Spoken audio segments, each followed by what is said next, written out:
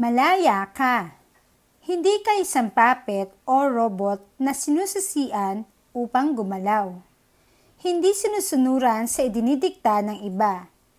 Dahil ikaw ay natatangi sa ibang nilikha. Ikaw ay may isip at kilos loob. Kaya't may kakayahang gumawa ng sariling pagkapasya para sa sarili. Upang magamit ang iyong isip at kilos loob sa pagpapaunlad ng iyong pagkatao, ipinagkaloob din sa iyo ang iyong kalayaan. Paano mo ginagamit ang iyong kalayaan? Tugma kaya ito sa layunin kung bakit ito ipinagkaloob sa iyo? Tara na! Pag-aralan na natin!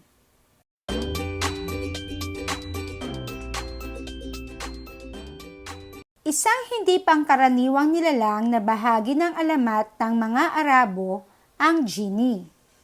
Sa mga palabas ngayon, ipinakikita na ang genie ay gumaganap bilang isang nilalang na may taglay na kapangyarihan na magbigay ng 3 kahilingan. Halimbawa, nagkaroon ka ng pagkakataon na humiling, ano ang iyong hihilingin?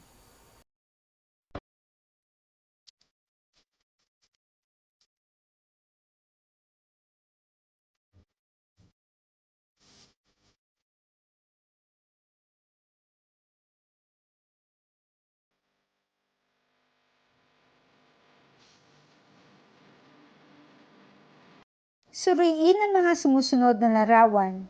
Tukuyin kung alin sa mga ito ang nagpapakita ng pagkakaroon ng kalayaan. At alin sa mga ito ang walang kalayaan. Isulat ang titik ng larawan na nagpapakita ng kalayaan sa unang hanay. Isulat din ang titik ng larawan na nagpapakita ng kawalan ng kalayaan. Sundan ang format na ito.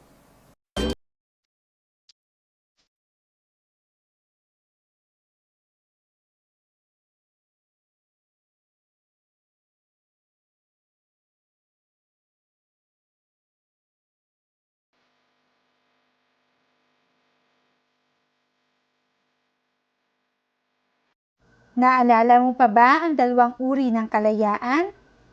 Ang panloob na kalayaan at panlabas na kalayaan? Ang panloob ng kalayaan, ito ay nakasalalay sa kilos loob ng tao ang kanyang kalayaan.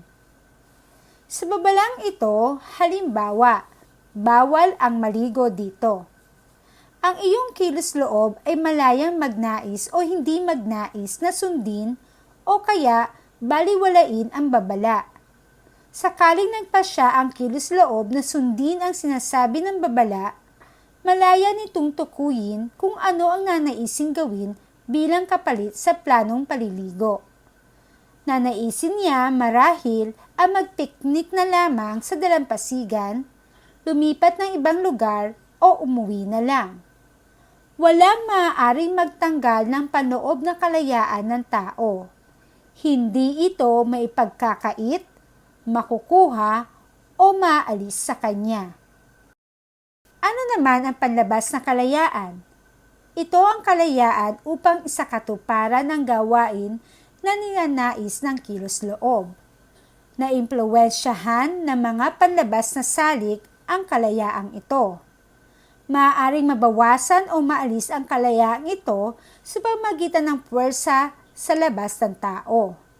Kapag ang tao ay kinulong, mawawala ang kanyang panlabas na kalayaan.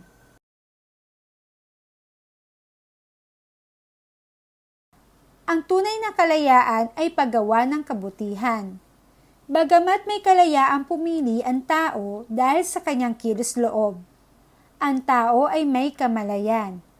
Kaya siya ay may kakayahan na magsuri at pumili ng nararapat. Siya ay may moral na tungkulin na piliin ang ayon sa moral na batayan. Ang tunay na kalayaan ay mapanagutan, kaya't inaasahang ito ay gagamitin sa paggawa ng nanaayon sa kabutihan.